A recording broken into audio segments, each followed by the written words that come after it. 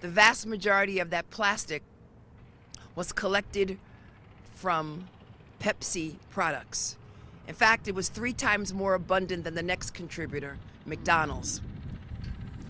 Since plastic does not break down or biodegrade like some natural materials, it fragments into smaller and smaller pieces called microplastic.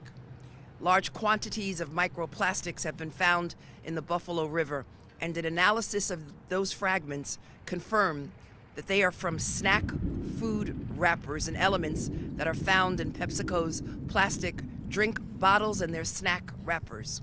These tiny fragments of plastic hurt our ecosystem and the species that live in our waterways.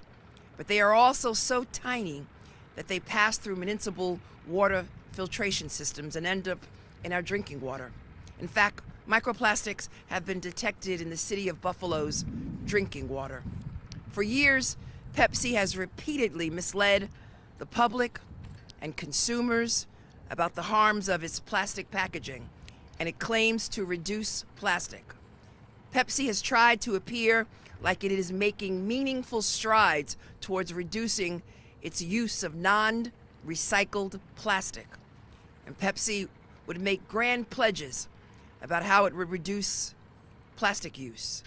But rather than make good on those pledges, the opposite keeps happening, and plastic usage actually increases. A few years ago, Pepsi announced a goal to reduce the total amount of non-recycled plastic use in its beverage bottles by 35% by 2025. But within 2 years, Pepsi's use of non-recycled plastic in its beverage bottles actually only increased by 5%.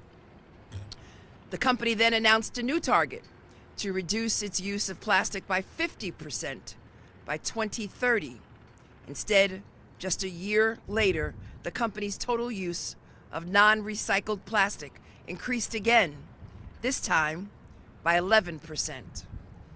Every time they set a goal, they did not meet it, and they made misrepresentations to the public. And these tall tales are not without consequence. These repeated failures have continued to cause increased harm to the environment and to our communities and to the degradation of the use of these public facilities that all of us should be able to enjoy.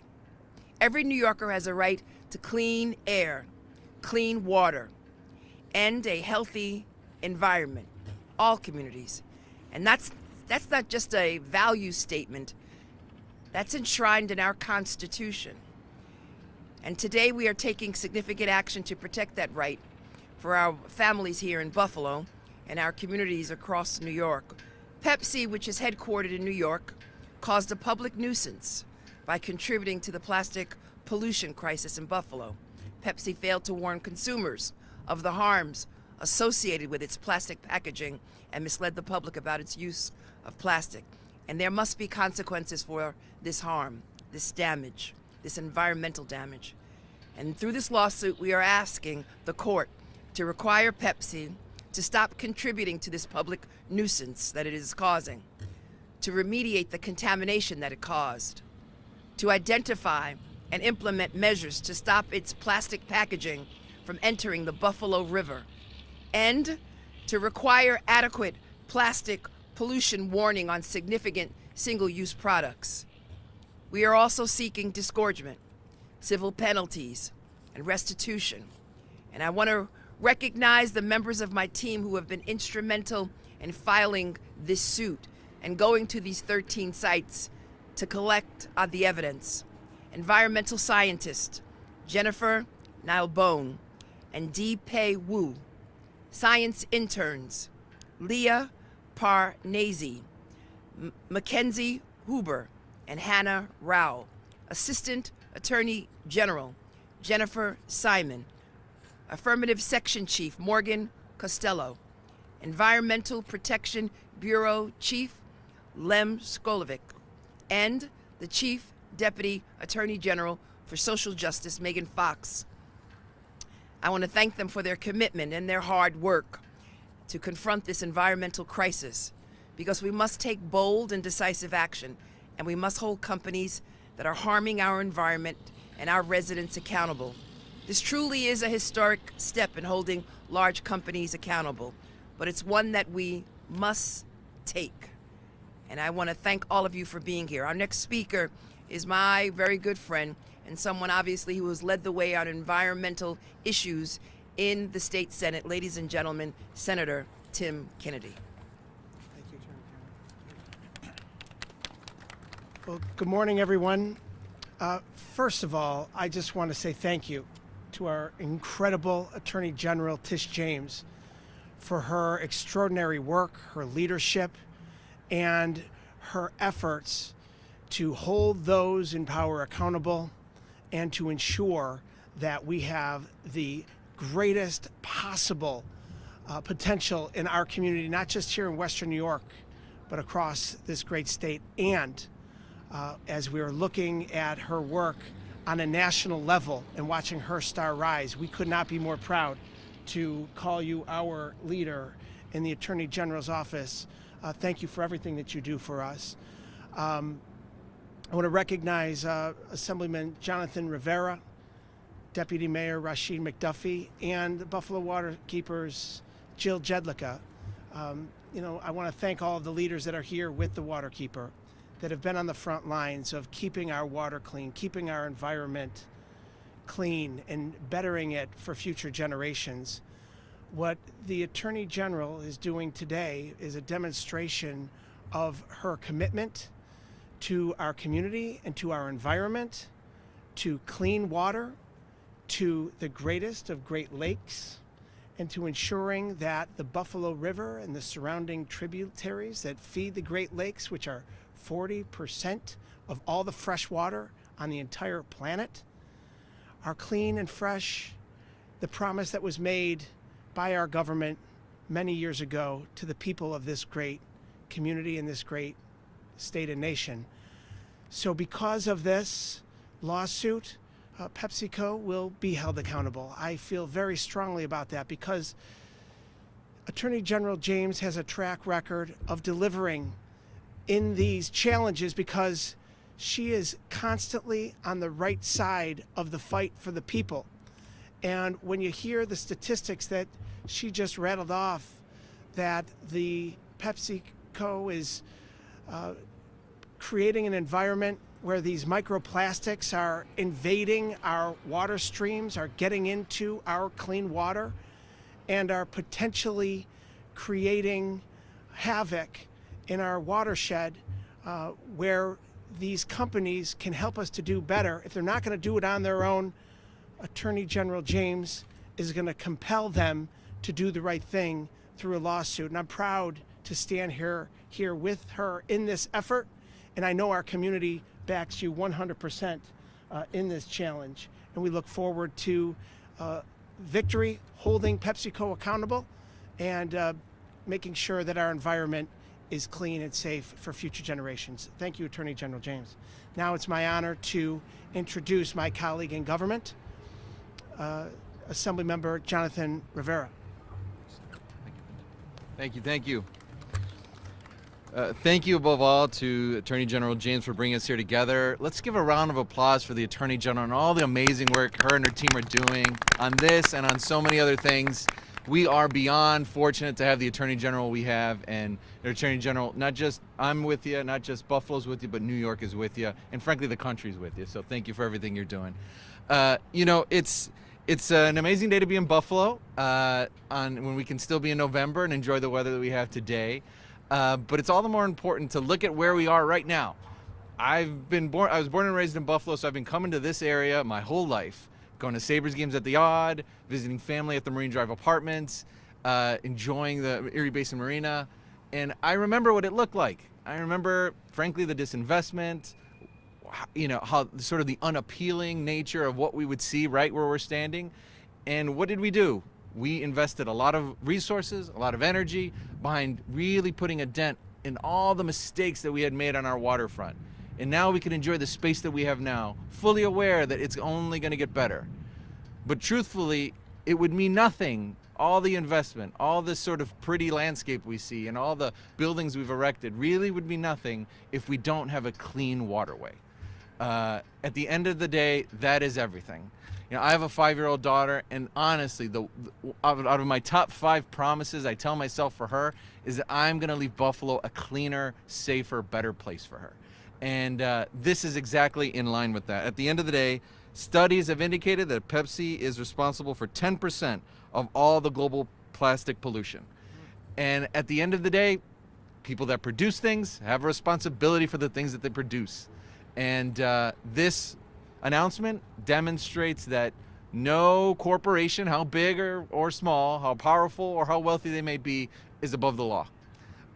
That's why we're fighting this fight. And I can say that, you know, not only does the Attorney General have the support of the legislature in all of her efforts, but she really, truly is leading the way on this tremendously important issue really around the country. So thank you again for the Attorney General and all the work that she's doing. And truthfully, we wouldn't be able to do this all together, as the Senator said, if we weren't all working at it together. So that's why I'm all the more excited to announce, or bring up, I should say, our Deputy Mayor, Rashid McDuffie. Thank you, sir. Thank you. Good morning. Let's give our wonderful New York State Attorney General another round of applause. Tish James is in fact a champion not just of her hometown, Brooklyn, but also our great Buffalo, for all of the reasons that we've heard here today, not just about our waterfront and how we are moving forward in the right direction, but what this area will fuel throughout other parts of our great city, right? And it's important to have fresh water because we need it for our health, but also it attracts new visitors to this area. This is a wonderful carousel that we'll hopefully get to ride with our AG after this press conference is over. But if not, we'll have to bring her back. But the canal side, downtown Buffalo, east and west and north and south sides all rise together when people see this area as a desirable place to invest your resources, to bring and to build up your family here, to invest in a business and start to make a future here. All of that happens with great resources that attract the population.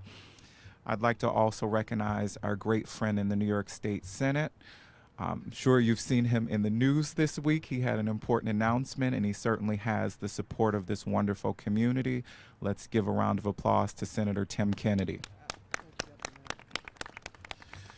We certainly cannot forget our friend in the Assembly, because as our state AG works hard throughout this great state, and frankly throughout this country, to set us in the right direction, she has great partners in the Senate. She has wonderful partners in the Assembly, but we certainly cannot forget our governor's office, who works very carefully with the legislature. So although they're not represented today, let's please recognize the contributions of Governor Kathy Hochul. And certainly last but not least, we do have with us today our Executive Director of the Buffalo River Keepers, Jill. And Jill, do not kill me if I say this wrong. Jill Jedlicka and her team of staff from the Buffalo River Keepers. Let's give them a round of applause, please. Just very briefly, on behalf of Mayor Brown, we are here in the great city of Buffalo, where he is our fearless leader. And we're considered the city of good neighbors, not just by the way that we treat our people, but by the way that we treat our environment. One of the best things about living in Buffalo is the cost of living, in addition to having access to fresh water, in addition to being so close to Niagara Falls, and frankly, my family and friends and the people I love very much. We not only strive here to be great to each other, we also strive to be great to our environment. And it's what makes Buffalo such a wonderful place. Keeping the Buffalo River clear of plastic, as we've heard today from our AG and other speakers, is an issue of paramount concern. I'm willing to say it's a top 3 health consideration for our area. The AG's lawsuit, with support of our partners here, will go a long way to restore stability here and to improve the health of our great community. As our AG has stated today, we must continue to take bold action in the right direction to protect our environment against threats. Again, I'd like to thank the AG for her partnership and for her leadership in this community. It is the mayor's goal and his administration's goal to continue to create a cleaner, safer, climate-friendly city for all of us to enjoy. So thank you again for this opportunity. Fearless leader, thank you for your leadership on this and other issues. We are incredibly grateful, and we look forward to a successful result in this lawsuit. And now I'd like to bring up our executive director from the Buffalo River Keepers, Jill Jedlicka.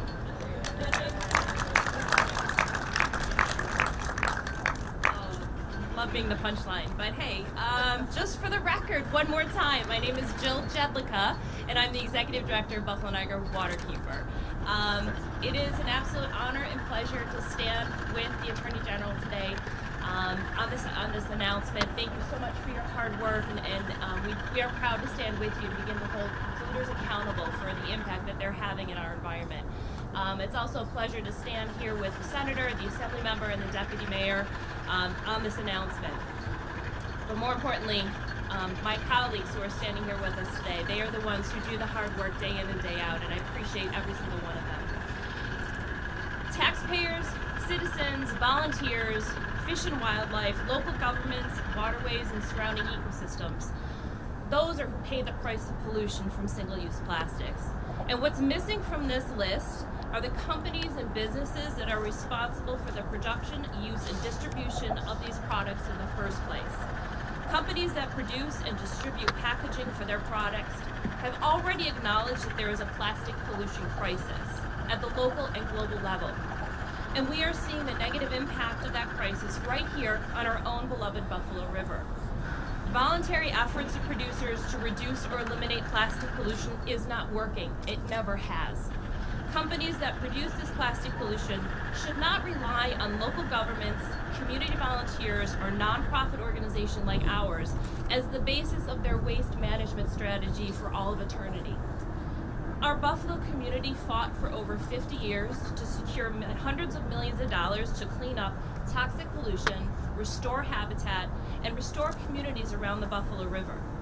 We here are an international model for success and collaboration where all parties in the public, private, and nonprofit sectors took on responsibilities and shared the cost to make this restoration possible.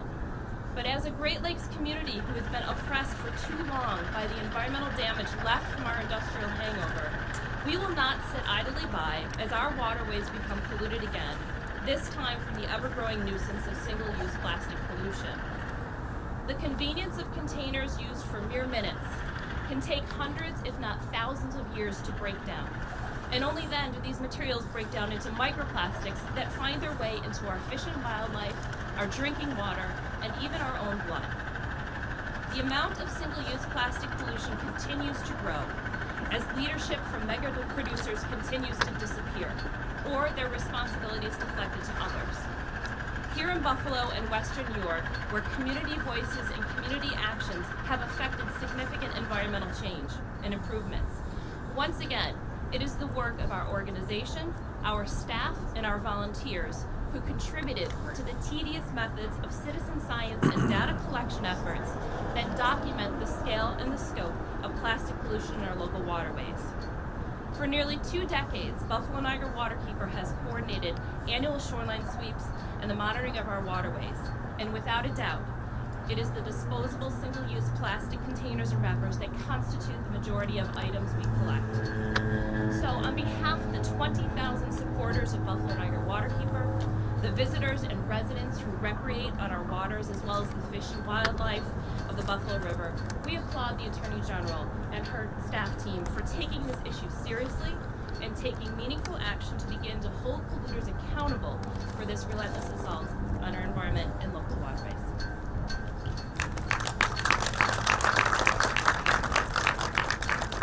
Thank you, Jill Jedlicka. And I want to thank my colleagues for giving me the applause, but the applause really goes to my team right here. So if we can give applause to our team, we greatly appreciate it. They did the hard work. And recently I read a statistic.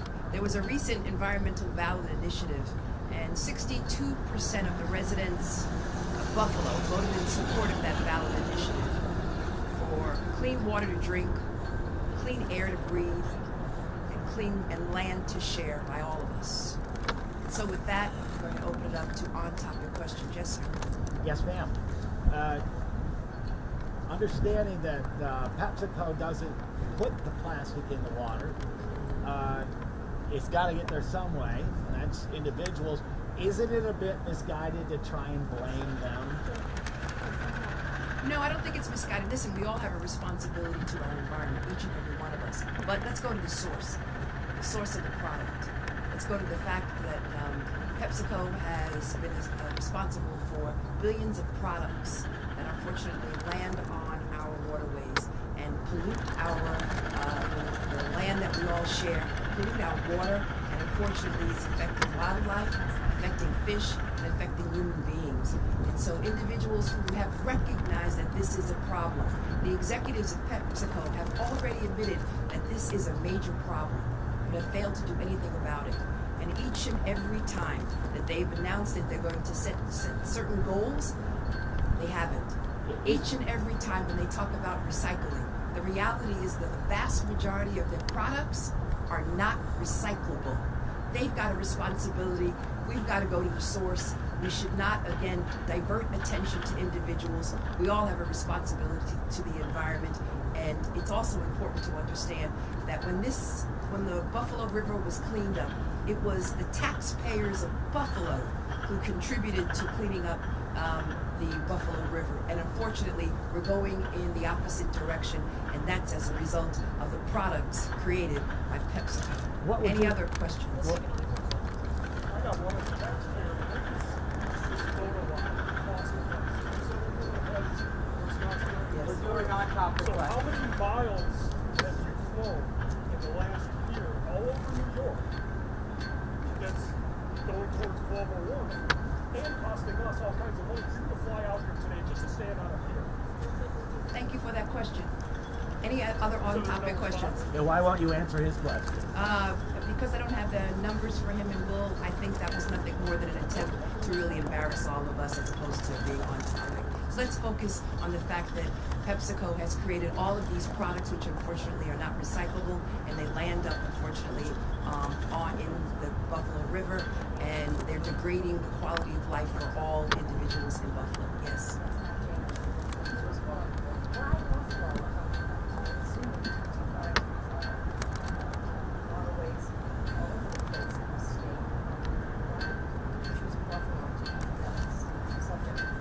Because as a result of the survey, as a result of the work by Riverkeeper and by my office as well, a disproportionate number of products that we uncovered, again, are PepsiCo products, and that's why we've taken this action. And in addition to that, our investigation is not over.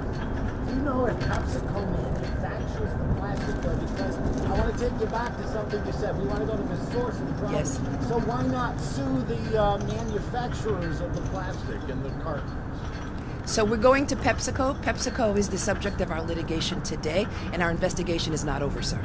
Any other questions? What would you have them do? Go to The relief that we are seeking is what I just outlined. Or just- it's What I about outlined is squeezing that they put a warning that there be an abatement fund, and that basically what they do is engage in in recycling and changing the product and coming up with more scientific evidence to reduce the amount of plastics that are in our waterways and in our water, and that are affecting the quality of life for wildlife and for you and me. Any other questions? Would the money that coming presumably from this lawsuit go back into the environment locally? Yes, it will go to the abatement of the problem here in Buffalo. Any other questions? Do you think you would have had the same case with the public nuisance law had the environmental regulations? I'm sorry, I can't hear your question. A little louder. Do you think you still would have had the same clout in this lawsuit under public nuisance law or the environmental rights? So, as you know, we are filing a suit under 6312, which is our standing executive law that is used by the Office of the Attorney General, general business law as well with respect to the deception, and lastly, the nuisance law. So we have many tools in our tool shed. Thank you. Any other questions? We recently quietly marked the 40th anniversary of the bottle bill, actually on September 12th. And as you may know, that was originally passed so that we could cut down on litter. It's still a nickel. There's some talk that if you raised it to a dime, more people might be inclined not to throw their stuff in the That's river. an excellent suggestion, and the legislature is that's an excellent suggestion, Yeah. and the members of the legislature are revisiting the bottle bill. Yeah, and we have two of them there. Do either of you propose maybe hiking that to a dime?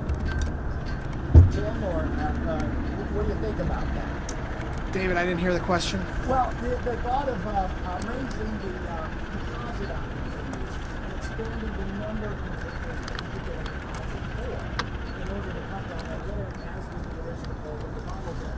Ever some talk is already about raising that sense. There's a number of issues that we're discussing regarding recycling and making sure that these plastics aren't a detriment to our environment. And the legislature in the next legislative session starting in January will be working diligently on examining the best way to move forward on that issue, yes. But I want to say how proud we are again, Attorney General. This, I believe, is going to be a monumental step toward holding large corporations accountable and making sure that our environment is clean. And again, let's hear it for the Attorney General. Thank you.